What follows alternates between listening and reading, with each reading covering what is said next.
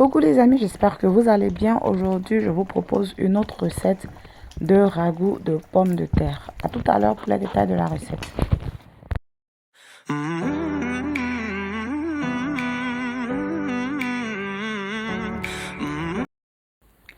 Je vais utiliser du poulet pour ma recette. Bien sûr, de votre côté, vous pouvez utiliser la viande ou la protéine de votre choix. Donc sur mon poulet, je vais maintenant rajouter de la pâte d'ail et de gingembre. J'ai simplement mixé de l'ail et du gingembre avec du sel et de l'huile d'olive.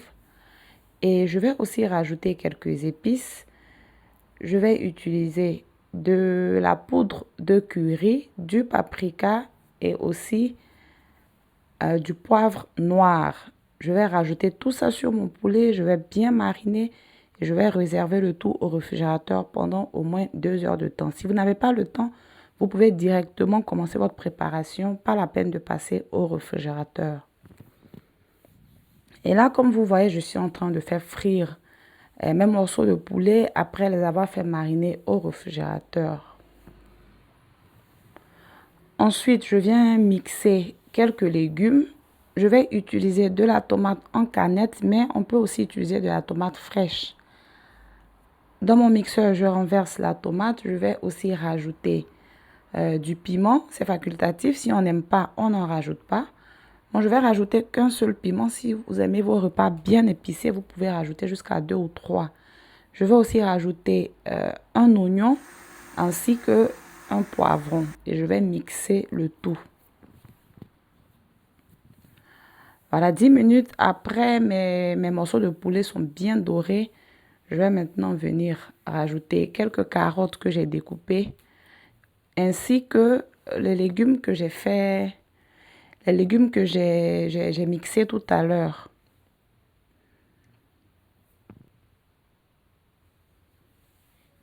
Et je vais laisser mijoter le tout.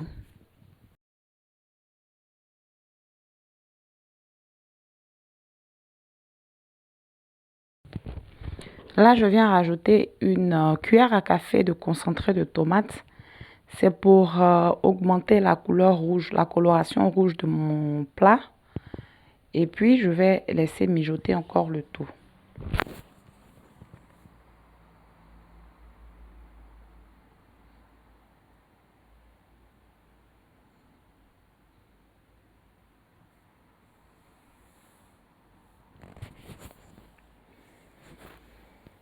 Donc 10 minutes sont passées, je viens rajouter encore quelques épices. J'ai 2 feuilles de laurier, du thym séché et mon assaisonnement fait maison. C'est un bouillon de légumes.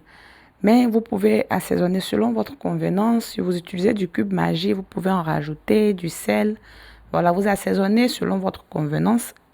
Et puis, je viens encore rajouter de l'eau pour permettre au poulet et aux pommes de terre de cuire.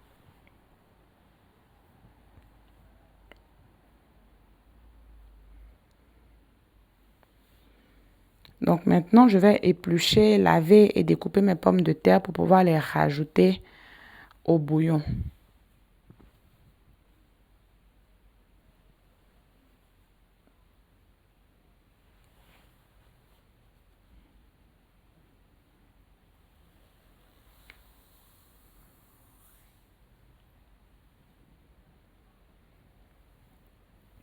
Une fois les pommes rajoutées, je vais refermer la casserole et laisser les pommes et le poulet cuire tranquillement.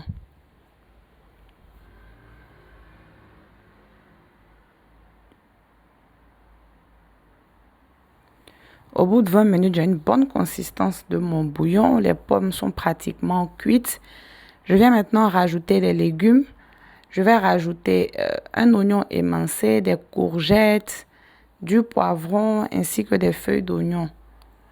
Vous pouvez rajouter d'autres légumes si vous le souhaitez. Vous pouvez rajouter du chou, vous rajoutez vraiment les légumes que vous aimez, du poireau.